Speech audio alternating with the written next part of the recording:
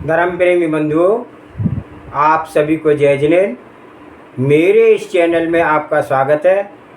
मेरे इस चैनल में जैन धर्म के ग्रंथ ज्ञानार्णव का स्वाध्याय चल रहा है और उसके अंतर्गत 5वां अध्याय चल रहा है, ध्यान का अध्याय। और ध्यान के अंतर्गत श्लोक नंबर चलेगा आज से 263 श्लोक का स्वाध्याय करने से पूर्व मंगलाचरण करते हैं। ओंकारं बिंदु संयुक्तं नित्यं ध्यायन्ति योगिने कामदं मोक्षदं चैव ओंकाराय नमो नमः। अविरल शब्द गणहुगा प्रक्षालति सकल भूतल मल कलंका मुनि विरूपार्षित तीर्था सरस्वती अर्थो नो दूरतान अज्ञान तिमिर अंधानां ज्ञान अंजन शलाकया चक्षुषे उन्मीलितमेन तस्मै श्री गुरुवे नमः। श्री परम गुरुवे नमः। परंपराचार्य श्री गुरुवे नमः।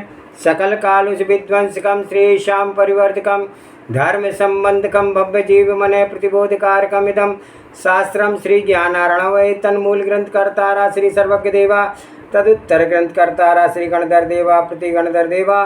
तेषां वचनशरणमासाद्य आचार्य श्री शुभचंद स्वामी जी विरचितम टीकाकार 105 क्षुल्लक श्री सहजानंद वर्णी जी। मंगलम भगवान वीरो मंगलम गौतम गणि मंगलम कुंद कुंदाद्योति जैन धर्मोस्तु मंगलम सर्वमंगल मांगल्यम सर्वकल्याणकारकं प्रधानम सर्वधर्मानां जैनम जयतु शासनम। सर्वे श्रोता सावधानतः शृण्वन्तु।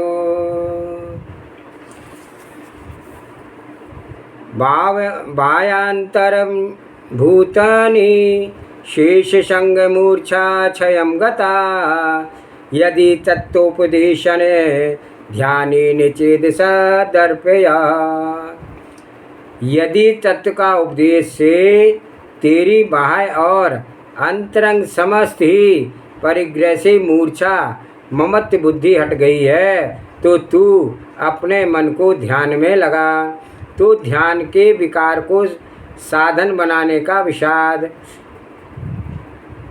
यदि तत्वोपदेश सुन करके बाह्य में और अंतरंग में मूर्छा नष्ट हो गई है, मोह नष्ट हो गया हो, तो अपने चित्त को ध्यान में ही लगा। तो जब तक ममत्व है तब तक तू ध्यान का पात्र नहीं है। ऐसी स्थिति पाने के लिए कर्तव्य है ज्ञान का वातावरण व सत्संग। तो इन्हें दो का अद्भुत प्रभाव पड़ता है। तुझे जानना चाहिए मेरी ज्ञान दृष्टि निरंतर हो रहे और मुझे और कुछ लोक में ना चाहिए। जब कभी ज्ञान के ही प्रसंग से यह बात आने लगे कि किसी ने कोई शंका किया है तो मैं उसका अनाप शनाप धमाका करके गजब का रूपक बना दूं, तो लोग यह ना जान सके कि इसके प्रश्न का समाधान नहीं कर पाया। तो यदि ये बातें आने लगे तो इसे यों कहना होगा कि जो ज्ञान भाव संकटों को नष्ट करने का समाधान था उसी के ज्ञान के को संकट जोड़ने का कारण बना डाला। तो जैसे कह दिया जाए कि यदि पानी आग बुझाने का साधन है लेकिन कोई पानी से ही आग लगा दे तो यह गजब की ही तो है। तो ऐसे ही बात समझ लेना चाहिए कि ज्ञान भाव के द्वारा तो हम संकट मोह कषाय इन सब विपदाओं को नष्ट करने के लिए यत्न करें, करना ही चाहिए। तो योगीश्वर करते ही हैं। और कोई रस ही ज्ञान के द्वारा क्रोध बढ़ाए, घमंड बढ़ाए, मायाचारी करे, तृष्णा बढ़ाए तो यह कितने खेद की बात है। तो हम पढ़े लिखे देहात के लोग जैसे कि प्राय लोग देखते हैं कि अपेक्षाकृत उन्हें संतोष है, उन्हें लोभ अधिक नहीं सताता। तो एक लखपति पुरुष करोड़ों के वैभव पर दृष्टि कहाँ डाल सकता है। तो मुझे इतना ही नहीं मिला तो पर देहात के लोग इतनी दृष्टि बन जाए, कुछ अपना गोष्ठी के लोगों को देखते हैं, वहाँ तक की तृष्णा जाएगी। तो उस तृष्णा को बढ़ाने में देखा यह ज्ञान साधन बन गया। तो उन बेचारों को बहुत ज्ञान नहीं है, सो ऊंची तृष्णा की बात नहीं सोच सकते। तो मायाचार करने के लिए भी ज्ञान चाहिए।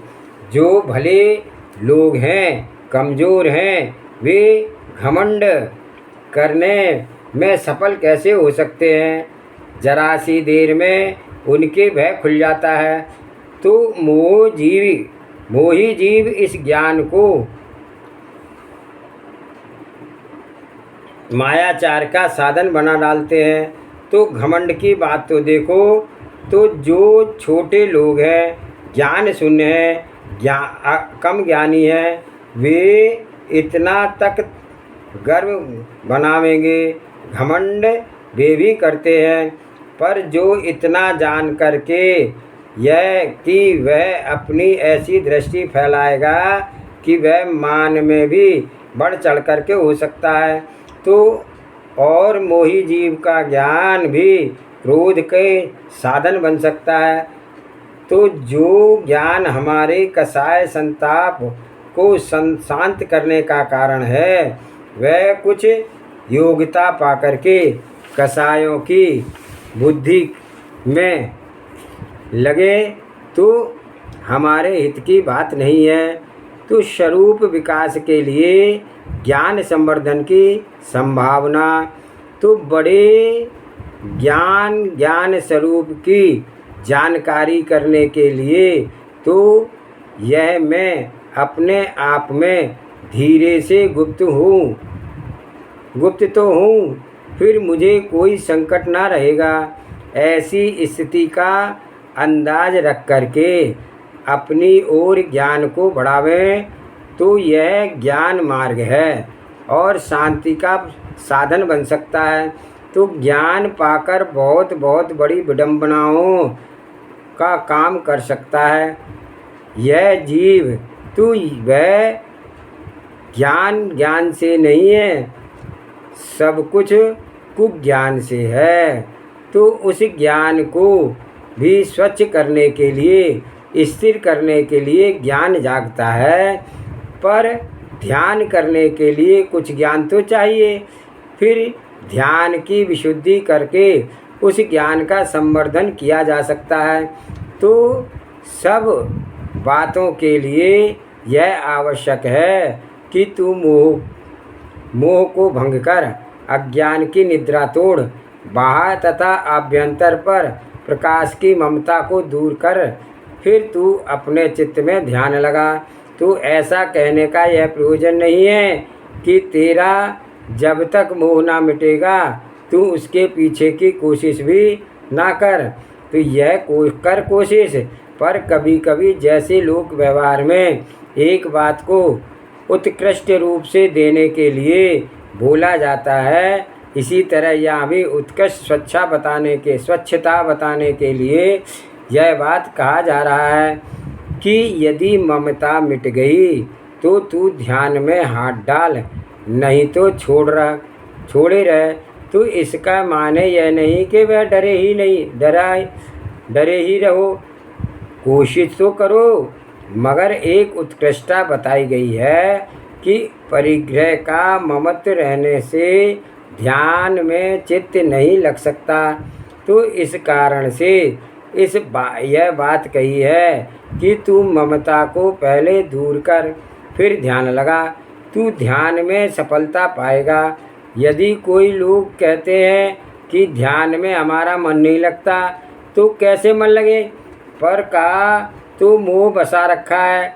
सर्वप्रथम भेद विज्ञान उत्पन्न करें, स्वरूप दृष्टि को संभालें, यथार्थ जानकारी रखें, तो इस परिणति से हमारा कल्याण होगा। श्लोक नंबर 264। प्रमाद विषम ग्राहद दंतंत्रत्यादि शिक्षित त्वाम तदा जन्म संघात घातकम ध्यानमाश्रय। कि तू यदि प्रमाद स्वरूप भयानक ग्रह हिंसक जल जंतु के दांतों के यंत्र से छुटकारा पा चुका है तो तू जन्म परंपरा को नष्ट करने वाले उस ध्यान का आश्रय ले। तो विषय भावनाओं से जीव को हित पथ के लाभ का अनवसर। तो हे भव्य पुरुष, यदि प्रमाद और इंद्रियों के विषय रूप पिशाचों से अथवा जंतुओं से दांतों से छूट कर गया हो तो इस ध्यान का आश्रय करो। अर्थात जब तक प्रमाद और इंद्रियों के विषय में चित्त लगा रहा है तब तक ध्यान में चित्त नहीं लग सकता। ऐसे विषय और प्रमाद यदि तुझे रुचे तो तू ध्यान की आशा ना कर, ध्यान की चाह तो विषय से विरक्त धारण कर। एक विवेक पूर्वक सोचने भर की बात है। विषयों के सेवन से कैसे क्या लाभ मिला सो बताओ। तो 5 इंद्रियों और छठवां मन प्रकार 6 प्रकार के विषयों का यह संसार का प्राणी चक्र में लग रहा है तो तड़प तड़प कर इन्हीं विषयों में प्रवृत्ति कर रहा है। कुछ भी तत्व निकला हो तो अंदाज कर लो। किसी भी मामले में जहाँ बाहर के लोगों की ओर दृष्टि दी वहाँ फिर विवेक काम नहीं देता। तो तृष्णा बढ़े, हट बढ़े, इच्छा बढ़े, लेकिन केवल अपने आप पर ही दृष्टि दे करके सोच लो।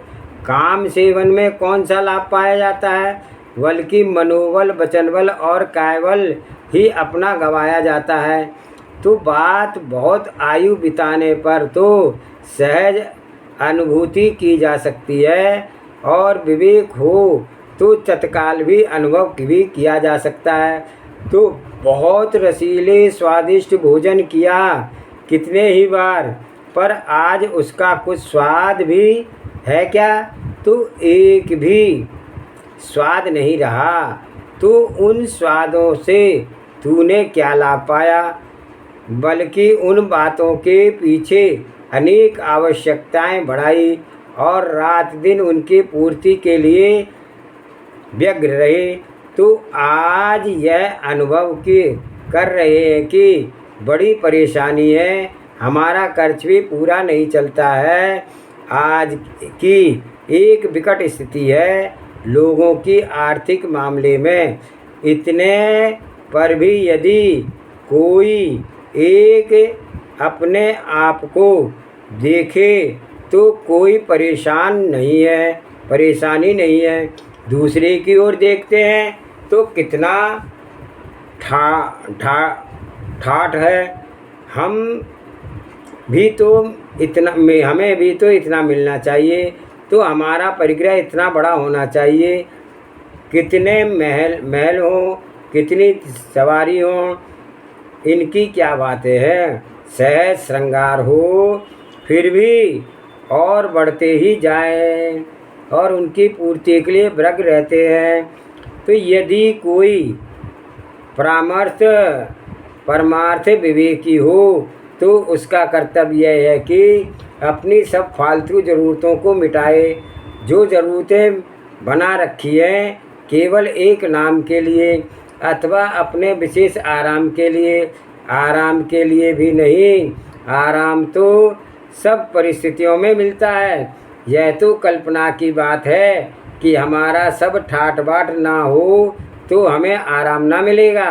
तो इनके प्राप्त करके एक धर्म साधन के लिए, ज्ञानार्जन के लिए अपना जीवन लगाएं और धुन हो तो केवल ज्ञान बुद्धि की जानकारी करके तो इस जीवन का हितकारी होगा। और शेष जीवन कैसे बीतेगा उस विषय साधनों को जिन्होंने भोगा है उनका ख्याल कर। तो मोह प्रसंग का त्याग करके संताप घातक ध्यान का आश्रय करने में कल्याण की सूचना। तो इस समय को देख लो, क्या रहा, कितने स्वाद लिया, कितने तरह के व्यंजन संभवतः हिंदुस्तान में बनते हैं। तो हमारा ख्याल है कि किसी भी देश में ना बनते होंगे, और देश के लोग मोटी मोटी 10-5 चीज़ें जानते होंगे, पर यहाँ की एक बेसन की अधिक नहीं तो 100 चीज़ें ही देखने को मिल जाएंगी। पर एक ही बेसन के जो सेब बनते हैं वे भी करीब 25 किस्म के होंगे, और किसी भी ढंग के कोई किसी ढंग का है, तो किसी इतनी प्रकार के व्यंजन शायद किसी देश में ना बनते होंगे। हम तो गए नहीं पाए, पर हमारा अंदाज ऐसा है। तो यह देश था भोग प्रधान, कर्म प्रधान, तपश्चरण प्रधान, सब प्रधानताएं तो दूर हो गई, पर करीब करीब भोग प्रधान रह गया। तो पुरुषार्थ करने की बात, कोई चीज़ उपज लाने की बात, यह बात बहुत कम रह गई है। तो आप यह देखो कि इतने रसों का स्वाद लिया, उनमें से आज क्या हाथ में है। यदि मुंह में थोड़ा सा भी स्वाद हो तो बताओ, तो इतना तक भी नहीं है कि उस स्वाद को 2-4 घूंट तक आज भी उतार जाएं, तो उस स्वाद से लाभ क्या मिला। कभी कभी इस प्रकार की धुन बन जाती है कि इत्र हो, फूल भी हो, कैसे कैसे साज सज्जा एक सुगंध के लिए, जो कि जीवन के लिए भी आवश्यक ना था, केवल एक शौक और मन की कल्पना थी, उनमें से आज क्या हाथ लगा। तो इतने ही सिनेमा देख लिए, कितने ही सिनेमा देखे लिए होंगे, नाटक देखे होंगे, बाद में क्या कुछ उसके हाथ में है। कोरा अकेला ज्यों का त्यों है। तो इन विषयों में चित्त क्या गाड़ने से लाभ क्या मिला। तो इससे खूब खोज लिए, तो इन कानों से भी बहुत राग रागनियाँ बातें सुन ली, बहुत संगीत गायन सुन लिया, फिर भी कुछ खराब नहीं है। मगर राग भरी बातें जिनमें दूसरों से प्रेम बढ़े, खुद के प्रेम आए, ऐसी कोशिशें करके राग भरी बातें करना सब कुछ कर चुके होंगे, पर आज कौन सी बात है लाभ की है। तो बचपन से लेकर के अब तक मन की कल्पनाएं कितने मन में विषय बनाया, समझ लीजिए।